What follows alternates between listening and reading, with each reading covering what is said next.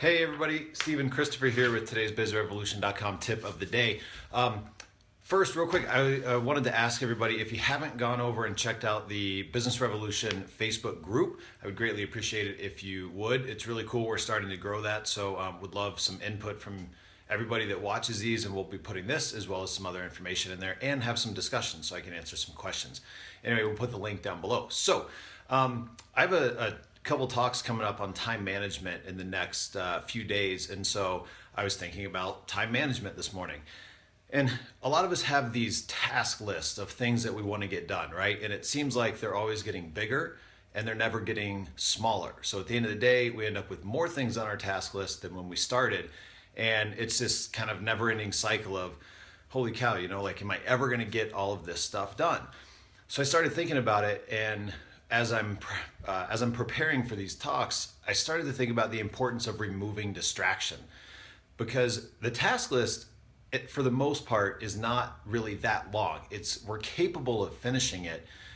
We're capable of getting all the things done that we need to in a given day.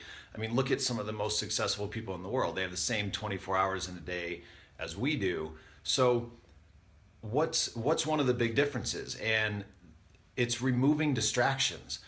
And so here's a couple examples of things that I've found when I'm doing research before talking about this stuff, is removing distractions, like things like email. I mean, just look at how distracting email is. You got the thing that pops up on your the bottom of your screen, it beeps on your phone, you got notifications on your phone, text messaging, phone calls, people walking into your office or walking into wherever you are and distracting you, or even just conversations happening around you. And really, you're allowing yourself to be distracted by these things.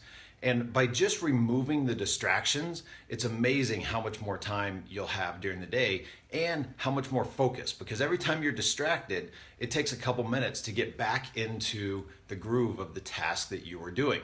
So, how do you deal with this stuff? Really simple. Turn off the distractions.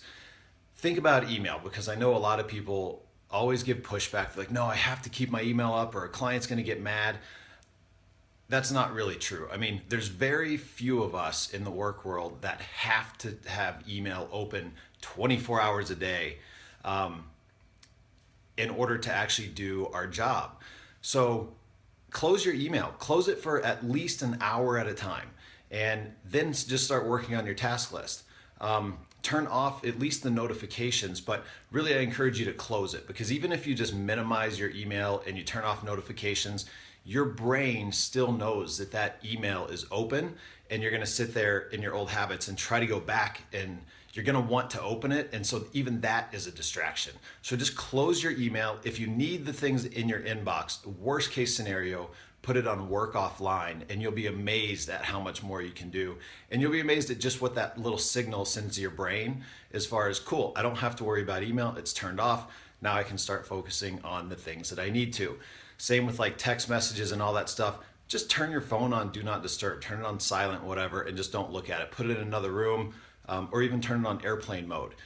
And I'm telling you, an hour is nothing. Nothing is going to happen in an hour that you absolutely have to know about. If the world comes crashing down, I promise you, somebody will run into your office and tell you you'll be fine. But you'll be amazed at how big of a difference this can make. The last one is distractions within the office, other people, conversations, people coming into your office. Figure out a way to remove them. Nobody needs your attention right this second, and if they really do, trust me, they will get it. So if you have a lot of noise in your office, wear headphones. If you have a lot of people walking in your office, shut and lock your door, and then just make sure to tell people why you're doing that and that you wish that they would respect that for an hour at a time. Anyway, so remove distractions. It's amazing what it'll do. And if you're watching this live, Doug, distractions, observe them and let them go. So for those of you that don't know Doug, he is a master yoga teacher, and really good at observing things and letting them go, or teaching us how to do that. So yeah, observe the distraction and then just let it go and keep moving on with the thing that you're doing. And Jennifer, personal office door. Just shut the door. People will understand as long as you kind of tell them why it is that you're doing what you're doing. So anyway, thanks so much for watching this morning. If you're watching live, I appreciate it. If you got value from this, please like, share, and comment. As always, I greatly appreciate it. And have a fantastic day. Talk to you soon.